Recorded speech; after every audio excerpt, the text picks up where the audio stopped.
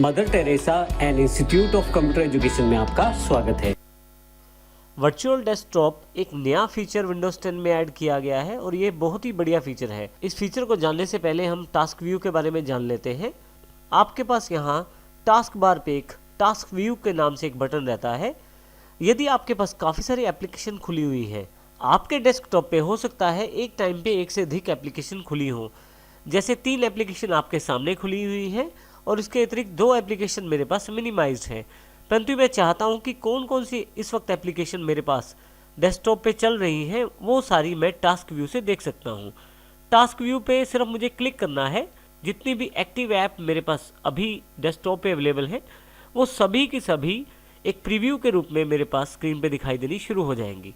यदि मैं दोबारा क्लिक करूंगा यही टास्क व्यू पे तो फिर से वापस अपने सिंपल डेस्कटॉप मोड में वापस आ जाऊंगा। टास्क व्यू एक इम्पॉर्टेंट फीचर है विंडोज 10 में। आप यहाँ से किसी भी ऐप पे डायरेक्टली क्लिक करके उसे ओपन कर सकते हैं और आसानी से सभी ऐप्स को ऑर्गेनाइज कर सकते हैं। परंतु विंडोज 10 में एक नया फीचर ऐड किया गया है जिसका नाम है वर्चुअल डेस्कटॉप। टास्क व्यू की सहायता से आप वर्चुअल डेस्कटॉप भी बना सकते हैं। इसका अर्थ यह है कि आप एक समय पे एक से अधिक डेस्कटॉप पे अपनी एप्लीकेशंस को रख सकते हैं।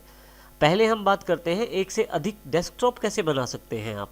जब आप टास्क व्यू पे क्लिक करते हैं तो आपके पास यहाँ पे राइट हैंड साइड पे न्यू डेस्कटॉप के नाम से एक बटन अवेलेबल हो जाता है। यदि मैं इस बटन को क्लिक कर दूं तो आप देखेंगे यहाँ पे आपके पास टास्क व्यू बार अवेलेबल हो गई है जिसमें डेस्कटॉप 2 नाम से एक अलग से प्रीव्यू अवेलेबल हो गया है डेस्कटॉप का। यदि मैं यहाँ डेस्कटॉप 2 पे क्लिक करूँ तो आप देखेंगे एक बिल्कुल ब्लैंक डेस्कटॉप आपके सामने है। अब यहाँ पे आपका डेस्कटॉप बंद नहीं हुआ है, बस केवल वो अभी नॉन एक्टिव हुआ है, अर्थात अभी आप उसे नहीं देख पा रहे हैं।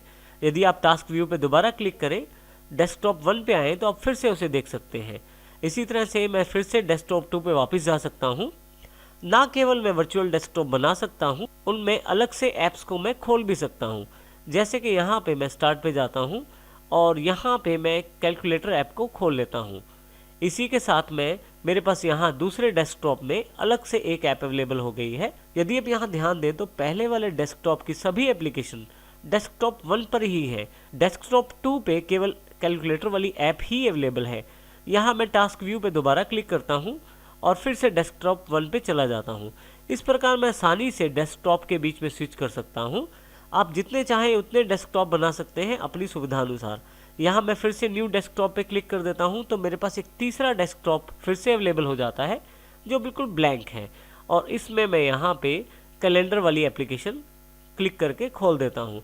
इसका अर्थ ये हुआ कि आप एक समय पे एक से अधिक डेस्कटॉप के साथ आसानी से काम कर सकते हैं और आप अपनी चीज़ों को आसानी से ऑर्गेनाइज कर सकते हैं। जैसे कि मेरे पास जो जितने भी टेक्सचुअल एप्लीकेशन हैं वो सारी एक डेस्कटॉप पे हैं और दूसरी डेस्कटॉप पे केवल कैलकुलेटर अवेलेबल है और तीसरी वाली पे सिर्फ कैलेंडर अवेलेबल है। ना केवल आप टास्क व्यू में वर्चुअल डेस्कटॉप बना सकते हैं बल्कि एक डेस्कटॉप की ऐप को दूसरे डेस्कटॉप पे आप मूव भी कर सकते हैं। आइए इसको देखते हैं। यहाँ टास्क व्यू पे क्लिक करें। मान लीजिए मुझे इस पेंट वाली ऐप को तीसरे वाले डेस्कटॉप पे लेके जाना है। देखिए यहाँ पे मेरे पास डेस्कटॉप 1 एक्टिव है और यहाँ से मैं इस ऐप को क्लिक कर लेता हूँ और मूव करते हुए डेस्कटॉप 3 पे ले जाता हूँ। आप देखेंगे डेस्कटॉप 3 पे क्लिक करने के पश्चात कि आपके पास यहाँ 2 ऐप्स अवेलेबल हैं, कैलेंडर और साथ में पेंट। मैं टास्क व्यू पे दोबारा क्लिक करता हूँ। अब की बार यहाँ पे मैं वर्ड पैड को एक नए अलग से नए डेस्कटॉप पे लेके जाना चाहता हूँ, तो इसको मैं मूव करते हुए बजाय डेस्कटॉप 1, 2 या 3 के लेके जाऊँ, मैं अब की बार न्यू डेस्कटॉप बटन पे ले जाता हूँ और जैसे ही छोड़ता हूँ तो आप देखेंगे डेस्कटॉप 4 अपने आप अवेलेबल हो गया है। आप देखेंगे कि डेस्कटॉप 4 में आपके पास वर्ड पैड का ऐप का विंडो अवेलेबल हो गया है।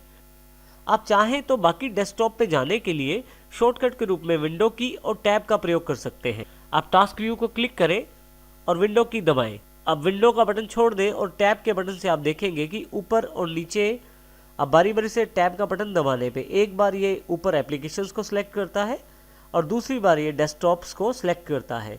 मैं यहाँ डेस्कटॉप को सिलेक्ट कर लेता हूँ और उसके बाद एरो की से किसी भी डेस्कटॉप पे जा सकता हूँ।